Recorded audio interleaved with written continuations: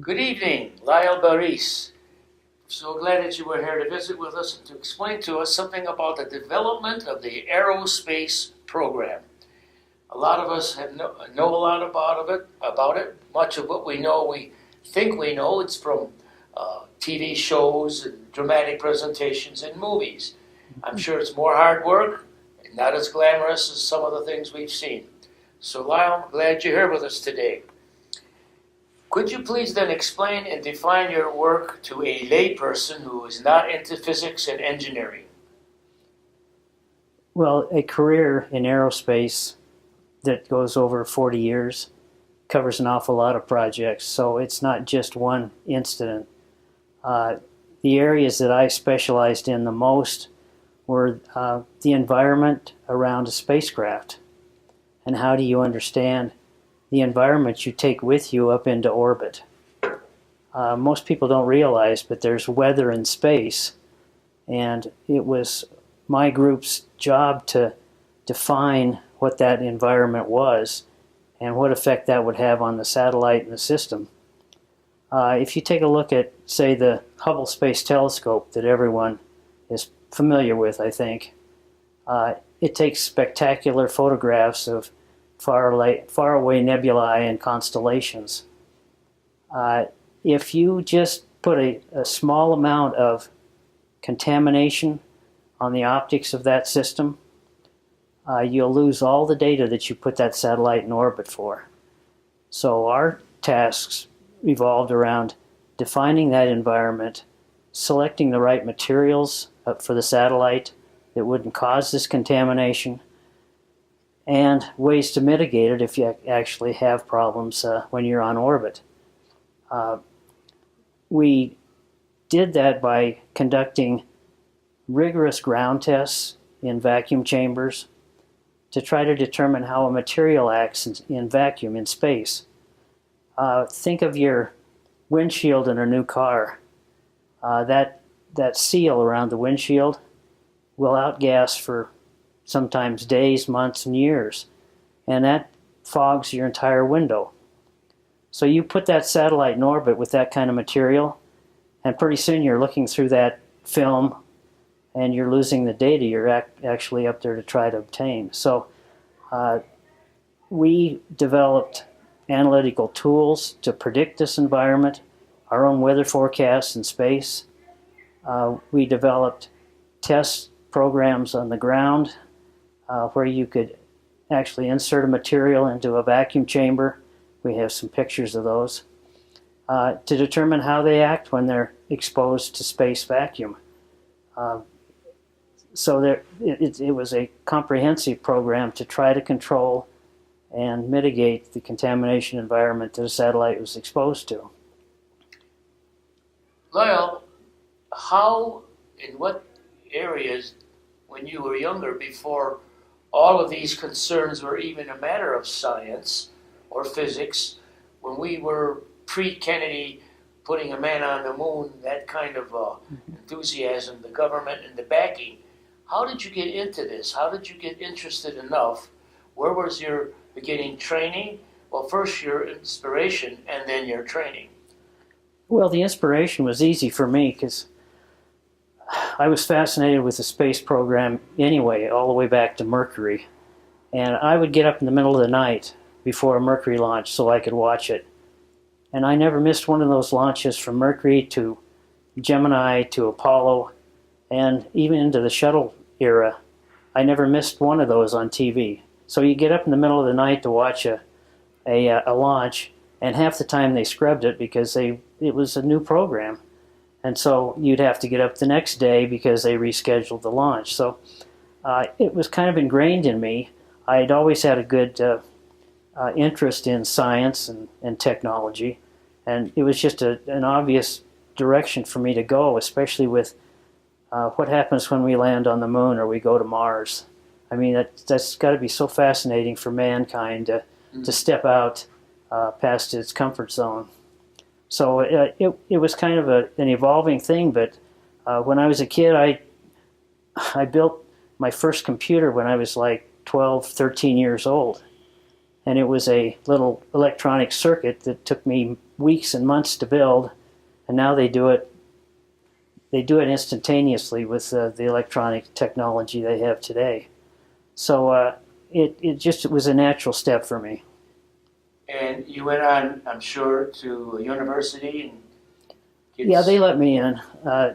It was tough getting in, but they let me into the university. What degree did you, or what did you be I called? took Aerospace Engineering. That's what it's called. And that opened the doors for me to go out into industry. And my first employer was Martin Marietta. It's now called Lockheed Martin. Ah. And it went from there.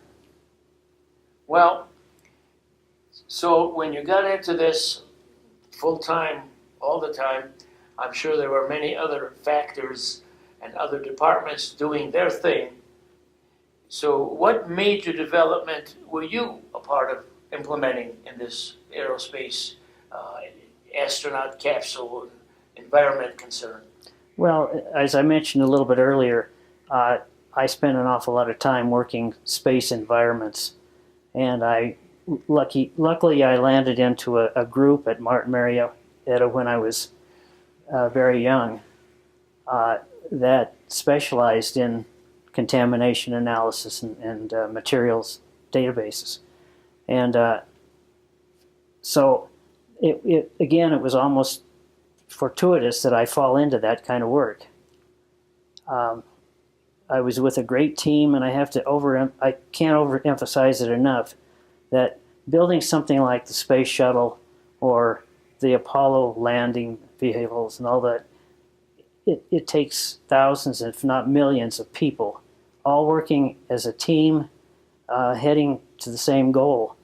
And you get to the end and you push the button and you launch the satellite, and it's so invigorating. It's like winning the Super Bowl. So my main thrust was to get in and try to understand this new technology, because people weren't aware that, in fact, you actually do take your own environment with you. And so we have a pollution cloud in space around our satellite. So it evolved that we needed to be able to analyze this technically, so we developed models, computer models, and then tried to verify their accuracy with our test programs and what we saw in space. Again, I mentioned how most of us know what we learn about space and the technology is through films and TV shows. Can you tell me that, for example, I forgot the name of the movie where Tom Hanks things went wrong. Apollo 13, we yeah. have a problem. Yeah. Was much of that based on fact, or did they take license with the scientific truth just to be dramatic? That was a very accurate movie, actually. In fact, we almost lost 3 guys. Yeah. And I'm sure your company and other companies had advisors during the filming of that movie and the writing of the script and all that? Oh, yes. NASA took part in that. My particular company did not build the Apollo vehicles. That was Rockwell International and Northrop Grumman. But when something like that happens, the whole industry comes together like a family. And I think people our age remember that, because it was on the news every minute. It was almost like CNN. Well, I can remember my teaching years and students in my class, everything stopped during that period of time. Well, important question here now is, can you review what impact the work you've done and your team and all the teams around, what impact has that on today's society? You know, what results are evident today that we sort of interact with but have no idea that we're interacting to the kinds of work you and the other physicists have done? How is that impacting, and can you maybe predict how it might continue to evolve in the future? Well, to answer that part of the question, it will evolve, and it'll evolve at the speed of light. I mean, we're in a technology advancing society right now, and everybody's walking around with a computer in their hands. It's more powerful than the ones we used in doing our major modeling studies. Yeah. But several things in my career that I think affect society today is we were deeply involved in what they call the Ethernet. Now they call it the Internet. And Al Gore didn't invent the Internet. But that was a test program that the military was working on. And it evolved through the space program, and they drew upon the technical expertise in the space program. Another interesting area that I think you can relate to is this little company in California invented a computer. They called it an Apple IIe desktop computer. It was so weak and such a poor computer. They improved on it, and they came out with an updated computer. They called it the Apple Lisa, and it was the first computer anywhere that had a mouse. And my group was tasked with a couple other groups in the country to be the beta test sites for this Lisa computer. It was tremendous. I mean, you could actually move the mouse around. You could do graphics on the screen, and it evolved into the Macintosh. And so people today now, what the old Macintosh, that little box on your desk, was one of the first desktop computers ever done. And so we evaluated this Lisa computer for I think it was about 6 months, and we critiqued it and sent the information back to Apple how they could improve it. Wow. And so there's a little bit there that may affect everybody in this room. Do you feel there's quite a bit, not only of public interest, but public support for the continuing research that you and your company has done? I hope so.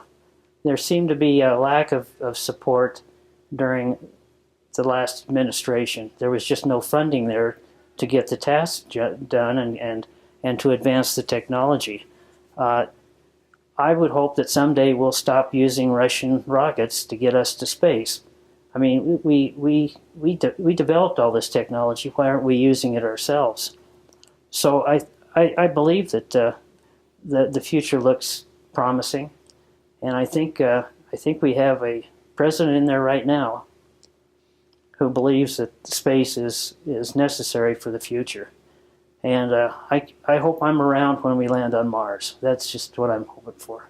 So if you were to say what should be the goal of the future in all of this program, what is the goal of continuing mechanical physics for the machines and the rockets for space adventure? What should be the goal for all this? Well, I don't think people realize that just from the Apollo program itself, there were thousands, if not tens of thousands, of inventions that would have never been developed if it hadn't been for the space program.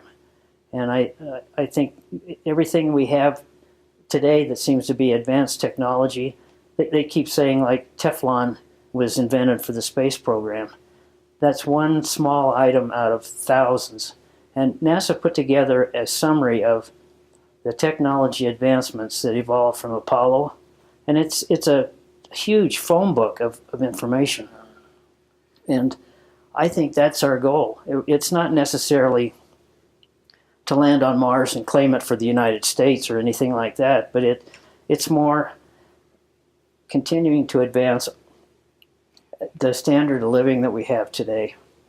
Do you feel that science has taken a front seat from politics in all of this advancement of this technology? No, we're a victim of politics.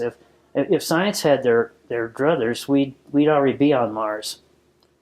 So I honestly, but we're constrained by all sorts of other political issues, and some of them are very valid, whether it be funding or whether it be culture or other views.